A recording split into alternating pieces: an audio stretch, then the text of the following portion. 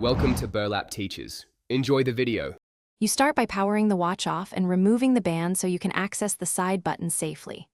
Next, position the watch face down on a soft cloth and get 90% isopropyl alcohol, a compressed air can, a microfiber, and a wooden toothpick. You don't waste time. First, blow short bursts of air around the button to dislodge loose debris, then lightly dampen the cloth-wrapped toothpick. Do this to break surface grime. You'll see why it frees the mechanism. Once done with the initial air blow, you perform a targeted clean. Moisten the toothpick-wrapped cloth with a drop of 90% IPA, never flood the watch, and carefully work the rim of the side button. While you do this, press the button repeatedly to let the alcohol carry out trapped gunk. You'll feel increased movement as grime loosens. Then use short compressed air bursts to evacuate loosened particles. Repeat this clean and blow cycle 2 to 3 times.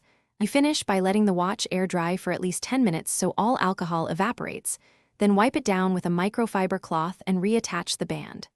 Power the watch on and test the side button with several short presses and one long press to confirm functionality. You'll know it's fixed when it clicks and performs as expected. If the button remains sticky, back up your watch, unpair it, and seek a certified repair or module replacement. If that fails, mention this troubleshooting tip. Retry the clean after 24 hours if residue persists.